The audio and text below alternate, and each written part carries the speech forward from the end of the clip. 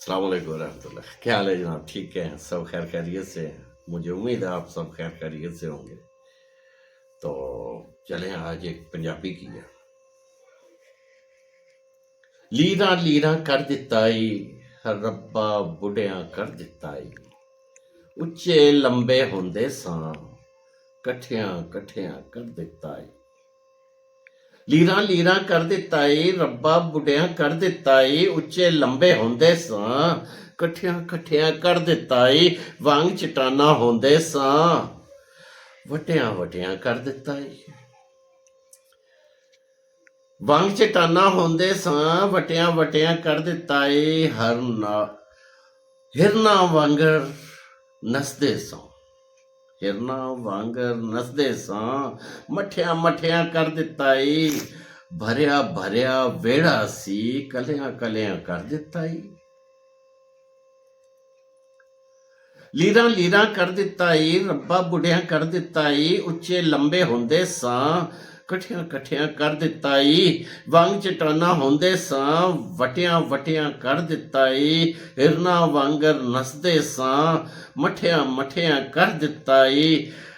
ਭਰਿਆ ਭਰਿਆ ਵਿਹੜਾ ਸੀ, ਕਲਿਆਂ ਕਲਿਆਂ ਕਰ ਦਿੱਤਾ ਈ।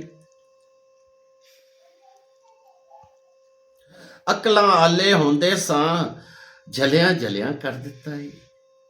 ਛੋਟੇ ਛੋਟੇ ਲੋਕਾਂ ਨੂੰ ਵੱਡਿਆਂ ਵੱਡਿਆਂ ਕਰ ਦਿੱਤਾ ਈ।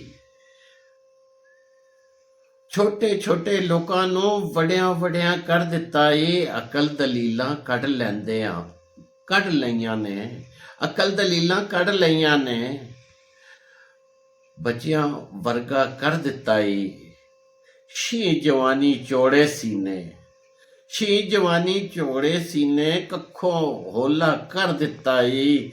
ਰੱਬਾ ਸੋਹਣਿਆ ਤੂੰ ਏ, ਬਾਕੀ ਕੁਝ ਨਹੀਂ ਦੱਸ ਦਿੱਤਾ ਈ। ਬਾਕੀ ਕੁਝ ਨਹੀਂ ਦੱਸ ਦਿੱਤਾ ਈ। मेहरबानी जी, उम्मीद है आपको पसंद आई होगी। तो अब एक ही लहर में आपको सुनाने की कोशिश करता हूँ।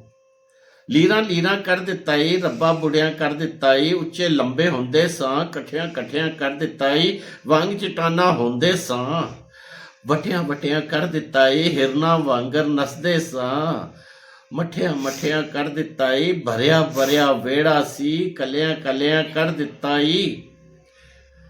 ਅਕਲਾਂ ਆਲੇ ਹੁੰਦੇ ਸਾਂ, ਜਲਿਆਂ ਜਲਿਆਂ ਕਰ ਦਿੱਤਾ ਈ। ਛੋਟੇ ਛੋਟੇ ਲੋਕਾਂ ਨੂੰ ਵੱਡਿਆਂ ਵੱਡਿਆਂ ਕਰ ਦਿੱਤਾ ਈ। ਅਕਲ ਦਲੀਲਾਂ ਕੱਢ ਲਈਆਂ ਨੇ, ਅਕਲ ਦਲੀਲਾਂ ਕੱਢ ਲਈਆਂ ਨੇ। ਬੱਚਿਆਂ ਵਰਗਾ ਕਰ ਦਿੱਤਾ ਈ। ਸ਼ੀ ਜਵਾਨੀ ਚੌੜੇ ਸੀਨੇ, ਕੱਖੋਂ ਹੋਲਾ ਕਰ ਦਿੱਤਾ ਈ।